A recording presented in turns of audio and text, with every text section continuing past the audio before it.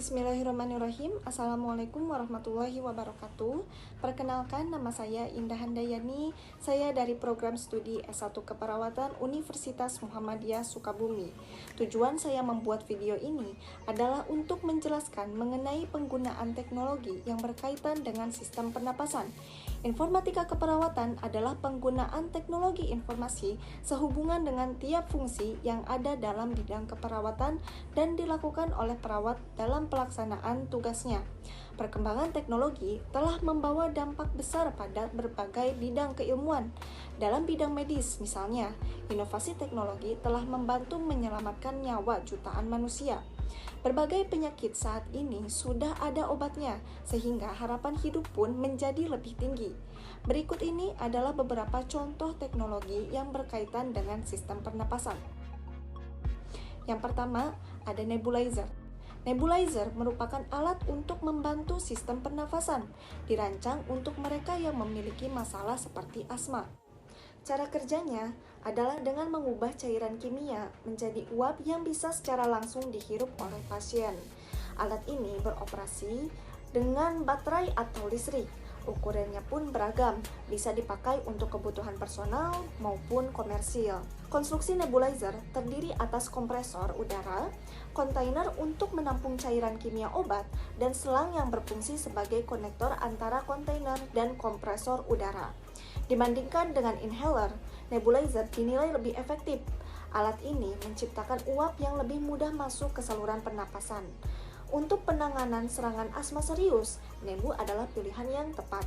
Berbagai obat bisa dipergunakan dengan nebulizer, namun takarannya harus tepat. Seperti yang telah disampaikan sebelumnya, alat ini bisa dipakai secara pribadi, namun ada beberapa hal yang perlu diperhatikan ketika ingin memakai nebulizer.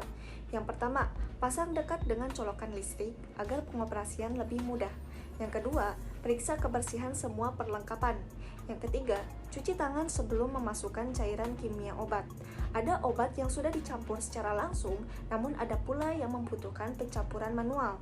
Untuk yang manual, perlu takaran secara tepat sebelum memasukkan ke dalam kontainer. Yang keempat, sambungkan pipa dari kompresor ke liquid container.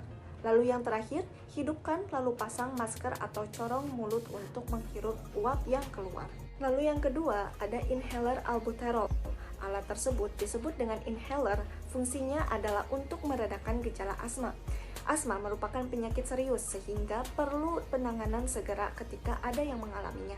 Meski penyakit ini tidak bisa disembuhkan, namun gejalanya bisa dikontrol. Salah satunya adalah dengan memakai obat spray.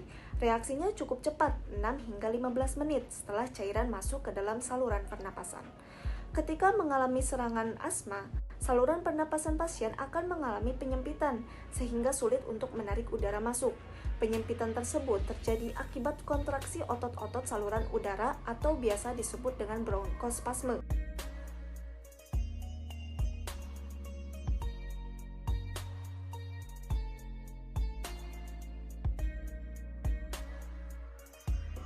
Alat ini meringankan gejala asma dengan mempengaruhi reseptor beta di dalam tubuh. Cairan kimia yang terdapat dalam reseptor memberikan efek relaksasi pada otot yang sedang berkontraksi.